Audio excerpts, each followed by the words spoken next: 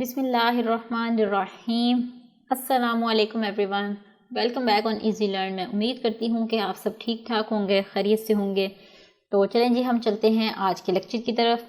तो इंशाल्लाह आज के लेक्चर में एक नया टॉपिक हम लोग डिस्कस करने वाले हैं और वो है थ्योरम ऑन प्रोपोर्शंस। उसी प्रोपोर्शन जो है उसके ऊपर जो थ्योरम्स अप्लाई होते हैं आज के लेक्चर में हम उन्हें देखेंगे। तो चलिए जी स्टार्ट करते हैं।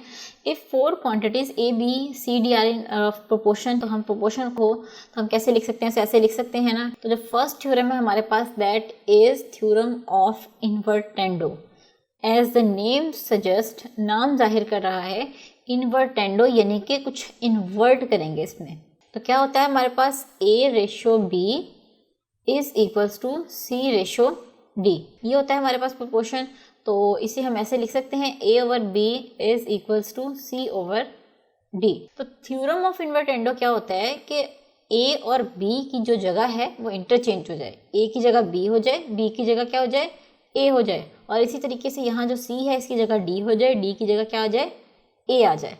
जैसे कि अगर आप यहाँ से देखें तो हम क्या करेंगे, क्रॉस मल्टीप्लाई कराएं इनको और इनकी जगह जो है वो बदल दें। तो कैसे हो जाएगा, इसकी ये हमारे पास आ जाएगा, बल्कि आप ये समझ लें कि ये ऊपर चला गया और ये नीचे आ जाएगा। इसी तरीके से पहले ये नीचे था, अब ये ऊपर चला जाएगा और ये नीचे आ जाएगा।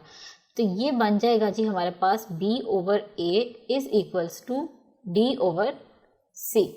जस्ट मैंने क्या किया, इनकी जगह जो थी या जो फ्रैक्शन वाली टर्म थी इसे मैंने इन्वर्ट कर दिया, यानी कि इसे उलट कर दिया। ठीक है, नाम जाहिर कर रहा है इन्वर्टेंडो, तो आपने यहीं से याद रखना है कि आपने फ्रैक्शन को क्या करना है, इन्वर्ट कर देना है।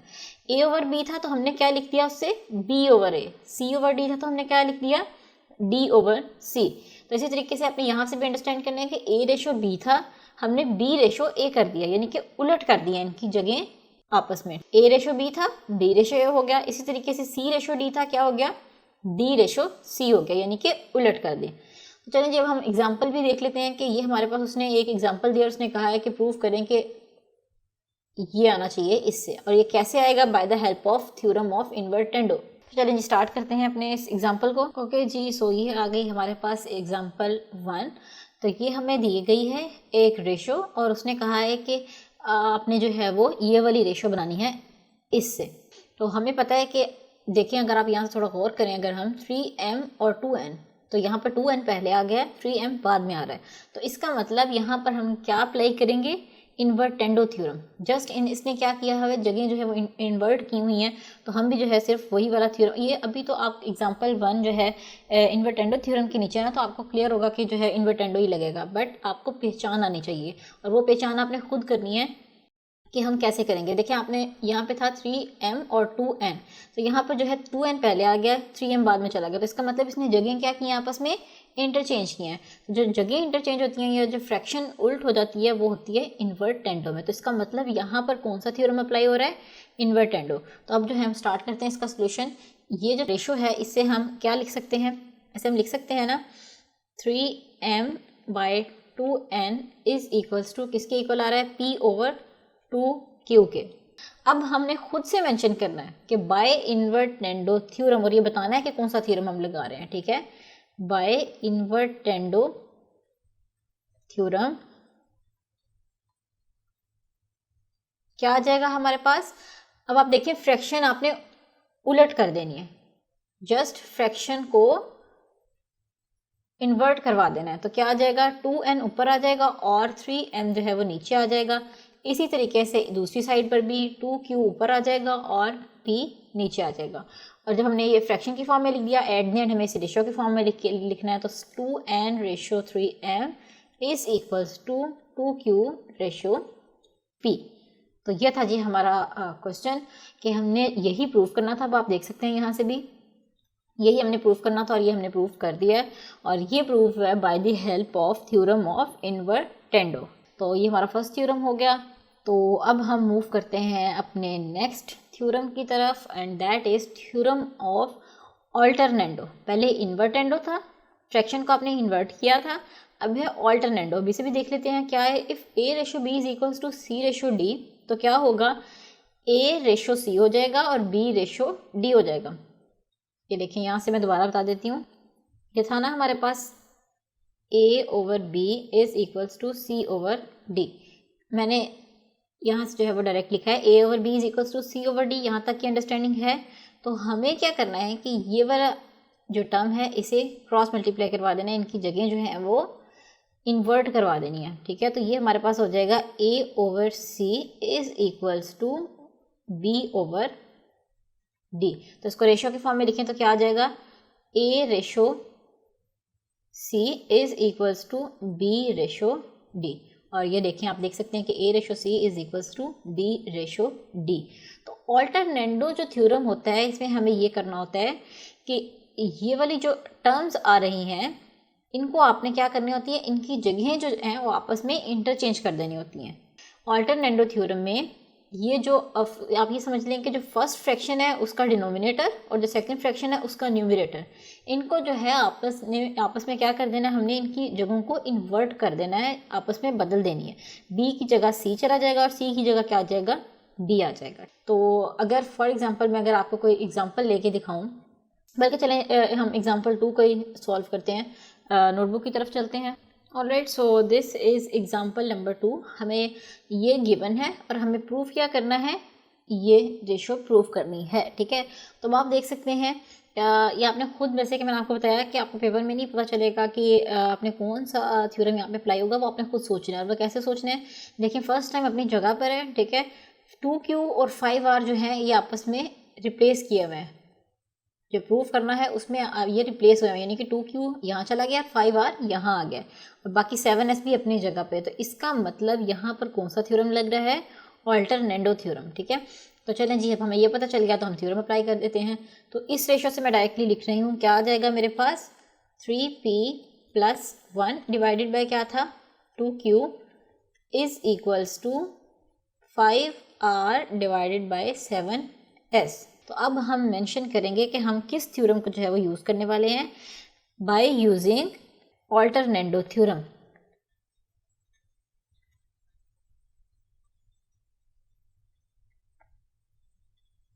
बाय ऑल्टरनेंडो थ्योरम क्या आ जाएगा हमारे पास, ये आपने पूरा लिखना है थ्योरम।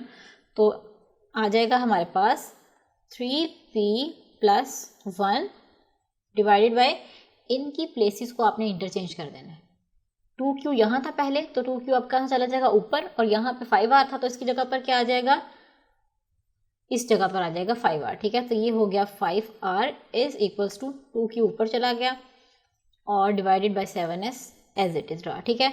तो अब जो है हम इसे रेशो की फॉर्म में लिख लेते हैं। तो ये आ जाएगा हमारे पास 3P + 1 ratio 5R is equals to 2Q ratio 7S। और अब आप देख सकते हैं कि हमें यही जो चीज़ थी ये प्रूव करनी थी और ये हमने प्रूव कर दी है by the help of alternendo theorem, ठीक हो गया। तो ये थी जी हमारी ऑल्टरनेंडो थ्योरम की इम्प्लीमेंटेशन। अब हम मूव करते हैं अपनी बुक की तरफ और देखते हैं कि नेक्स्ट टाइप कौन सी है।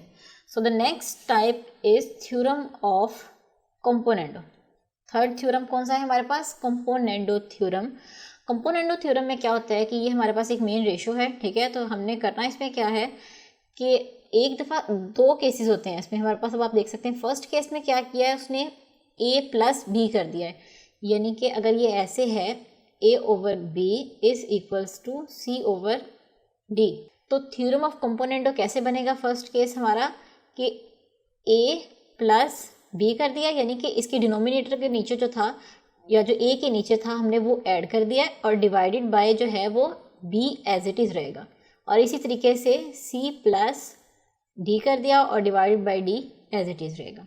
आई रिपीट कि कंपोनेंडो थ्योरम में क्या होता है कि फर्स्ट 2 केसेस हो सकते हैं, एक दफ़ा ऊपर एडिशन करें और एक दफ़ा यानी कि डिनोमिनेटर में एडिशन करें। तो जो फर्स्ट केस हम देख रहे हैं इसमें हम न्यूमरेटर में एडिशन करें। तो जब न्यूमरेटर में एडिशन करेंगे तो क्या होगा, A + B यानी कि ऊपर वाली फ्रैक्शन और नीचे वाली फ्रैक्शन को आपस में क्या कर देंगे, सम, और लिख देंगे इसे न्यूमरेटर में।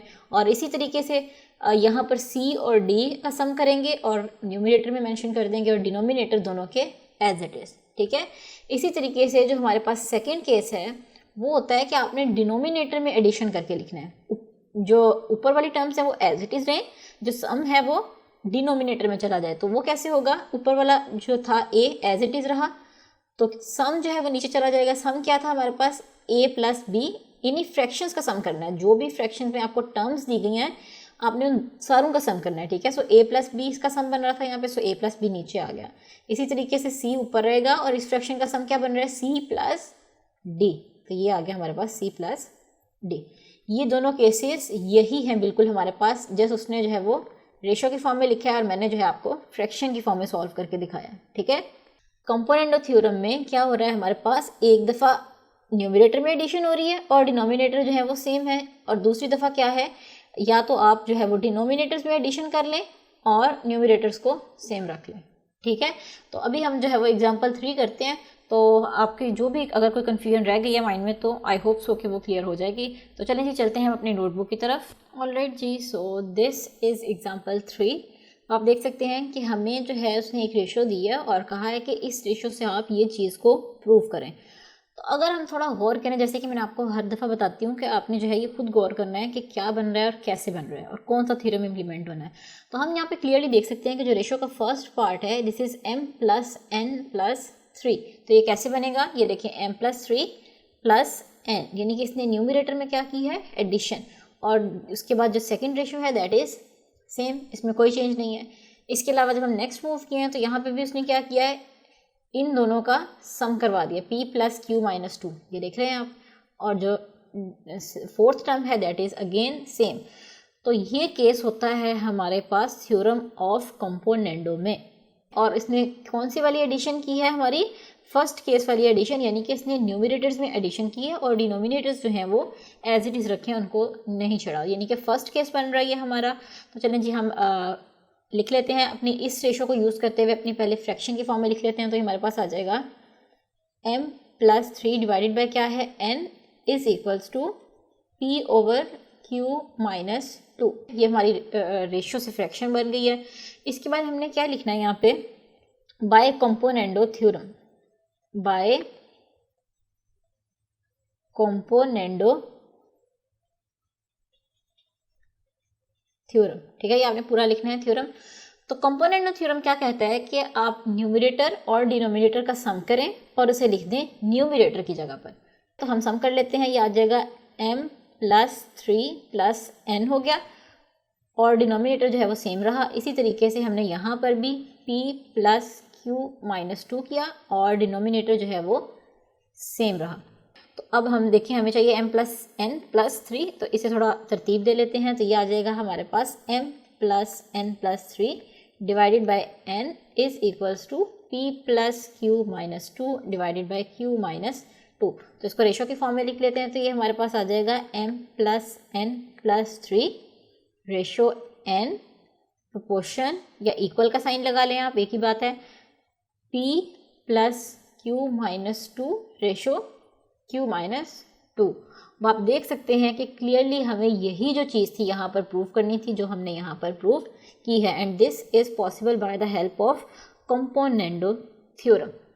ठीक हो गया। आई होप कि आपको कोई कन्फ्यूजन नहीं होगी, बहुत ईजी है, बस आपको थोड़ा सा अंडरस्टैंडिंग होनी चाहिए कि किस थ्योरम में हमें क्या करना है। So the next theorem is theorem of dividendo. Componendo theorem में हमने एडिशन की थी और डिविडेंडो थ्योरम में हम क्या करेंगे, सब्ट्रैक्शन करेंगे, बाकी सब सेम है।